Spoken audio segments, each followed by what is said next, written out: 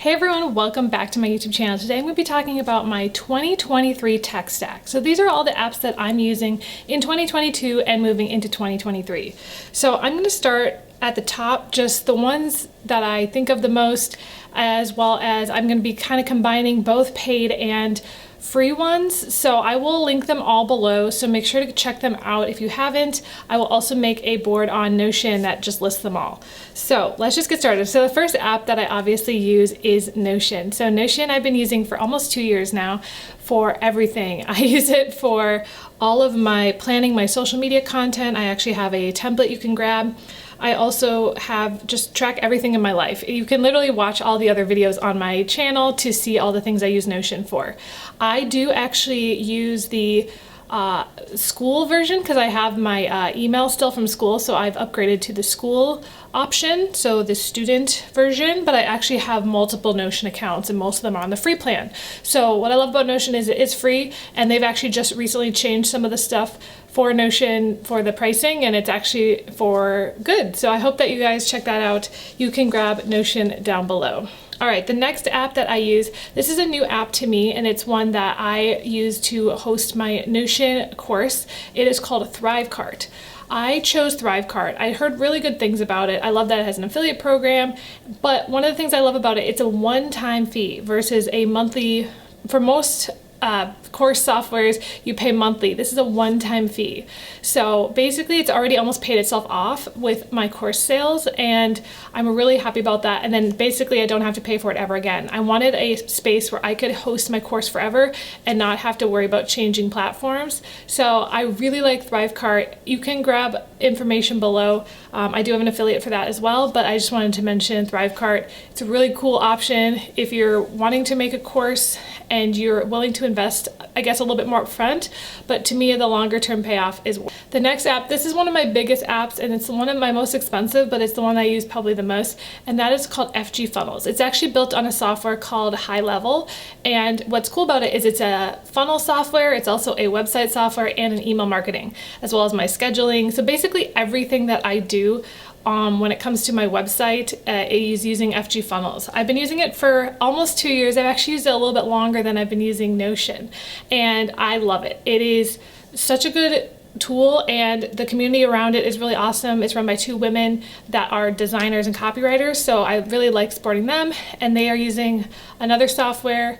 Highly recommend it. It's something I've been using for 2 years, and I really like it a lot. Let's talk a little bit about content creation. So that's kind of some of the business projects that I use. Let's talk about content creation. So a couple of the things I use. Whenever I'm designing things at home, I use the Cricut machine. So that is something that I use at home. So I use the Cricut app on my computer to print off anything I need for the home. You've probably seen it in some of my videos. I print a lot of vinyls, or if I want to make t-shirts, I use the Cricut app. The next one that I do is I actually sell some of my templates on Creative Market. So Creative Market is a great platform for sales and selling digital products. So that's something that I use as well. Next one is Canva. This is a huge app that I actually do pay for. I pay for the pro plan, but I use it for everything. I use it for videos, I use it for social media, I use it for presentations for my online course. I use it for so many different things. So I hope that you guys check out Canva. I probably will be doing some more videos on Canva in the future because it's a very used app. So I hope that you guys check that out. Obviously, I use a lot of social media platforms: Facebook, Twitter, Instagram, Pinterest, LinkedIn, all of them, TikTok, Twitter. So all of the social media apps that I use. Specifically for Instagram, some of the apps that I use to help post on Instagram include Display Purposes, which is a hashtag software that helps me find good hashtags. For photo editing, I use Tezza, which is a really nice app. I use the free plan, and it's just a basic, photo editor. I really like using that one. To schedule social media, I use Later for a lot of clients. So Later's great. It does, I believe, up to 6 different platforms, and it's great for scheduling software. For cutting apart TikToks into 1-minute clips on Instagram stories, I use the app called Continual. I believe it's an $8 app that you pay for it once, and I've been using that for many years. I also use a couple of marketing automation tools. I really enjoy using Zapier and IFTTT for my automation. So if I wanted to send, for example, if I'm selling tickets on Eventbrite and want to send that into my FG funnels, I will use Zapier to link that over. Same with my Thrivecart. If I sell a digital online course, I can send that information over to FG Funnels into my CRM database with all of my contact information. And a couple other apps that I use when it comes to content creation include Google Photos. So that's where I store all of my photos and videos. Now I do pay for this. There is a free option, but I have so many photos and videos that I do pay about $10 a month for the 2 terabyte. And that also includes Google Drive, lots of different storage options inside of Google. I don't usually use Google Drive much. I mostly just use Notion, Canva, and Google Photos to store all of my content, but you can use that as well. I do also use iCloud, and I'm probably gonna stop paying for that at some point. I just use it because sometimes it's very easy to overdo the free plan, so I just pay, I think it's like 99 cents a month or something. Some other apps that I use a couple of apps for SEO, including Google Search Console, Google Trends, Google Analytics, and Google My Business. Those are all ones that I use. I probably will do videos on those in the future. I really like to track a lot of the analytics of how my website's doing, how much traffic I'm getting, and that's some other apps, and all of those are free. I also use an app called Answer the Public, as well as Keywords Anywhere, which allow me to look up, research and figure out what keywords are great for SEO and for people searching for my content. Some other apps that I use, so for video and for my podcast.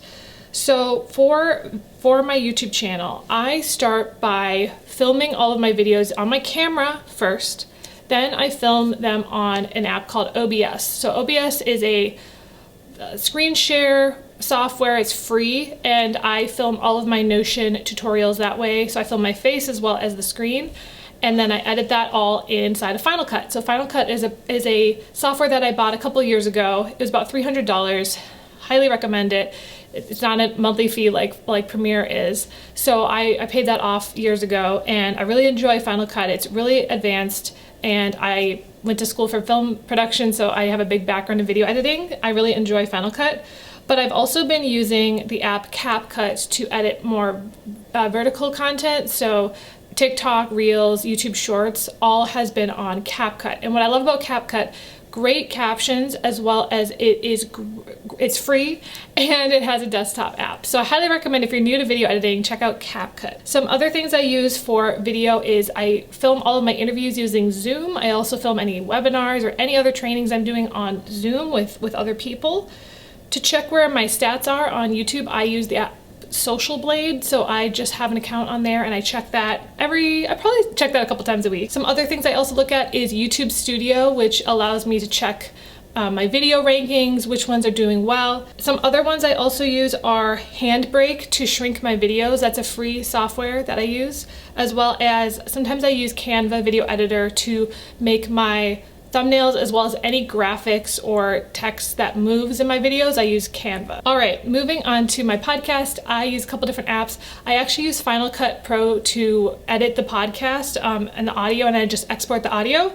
I also host it on Libsyn, which I believe is $5 a month. I pay for the lowest plan.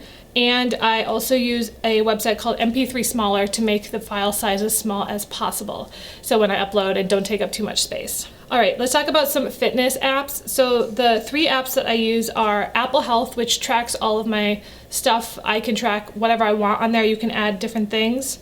I also use one on my Apple Watch called Zones, which whenever I'm working out. I also have a Steps app. It's just called the Steps app. And then the last app that I use is called Eufy, and it is my digital scale. So I use that. It syncs with Apple Health, and I can track my weight, which is something that I've been doing during my weight loss journey. All right, so some of the home apps that I use Nest for my thermostat, and what's cool is you can have an app where you can change the temperature. I also use the Smart Life app to do all of my smart lights and things around the house. I also have the smart plugs, so you can turn any device into a smart product. I really recommend those. They're like $20 for like 4 of them on Amazon, and that allows me to set up all the lights that I need. I also recently got a Ring doorbell, so I use that as well for any home, deliveries or people coming to the door. It allows me to track that. All right, moving on to mindset and learning. So I use two different apps to track my reading. One is the Kindle app. So I like to read a lot of books on the Kindle. I actually subscribe to Kindle Unlimited, which is $10 a month. And I also get a lot of books from the library onto Kindle. I also sometimes just buy books straight off of Kindle, and I usually read them on my iPad. And then I also like to track all of my books using the Goodreads app, which is free. It's actually owned by Amazon, but basically I track my percentage. You guys can actually go follow me on Goodreads if you want to search me and see what I'm reading right now. All right, some other apps that I use, obviously for email, I use Gmail. I have many different Gmail accounts for different things.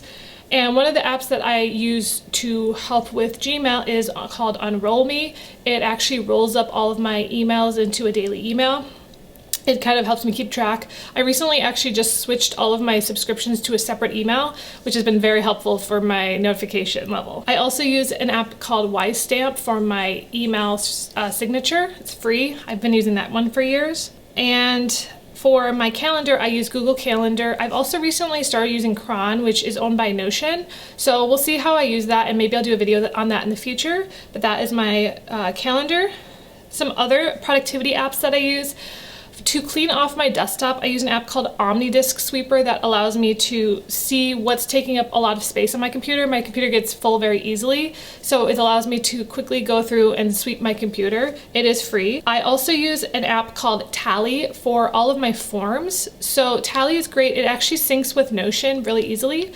So if you're ever, so I use it for like podcast guests to fill out their form, that sort of thing. And then I also use an app called OneFocus. OneFocus allows me to block different apps at different times of day. So that's really helpful for productivity and just getting things done. I also use an app called Rise. Rise is actually a time tracking app that actually just tells me how long I'm spending on different apps. So it's an app that tracks all the other apps, and it's on my MacBook. So I pay for that one. I think it was like $80 a year. I don't know if I'm gonna renew that one. I think it's coming due soon, so I have to make that decision. I liked it, but I don't know if I'm gonna continue using that one. The next one that I use a lot, and this is one of my probably like top 5 apps, is otter.ai.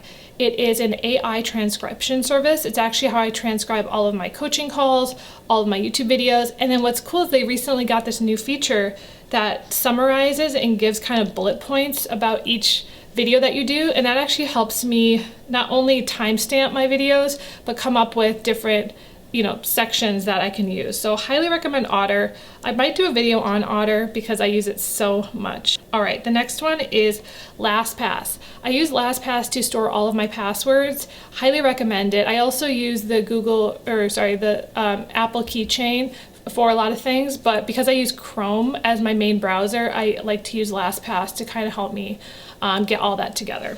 All right, and the last couple apps that I use are more money-based. So I use Stripe and PayPal for payments. So those are things that people can pay my Gumroad or Thrivecart. I've set those up, or FG Funnels.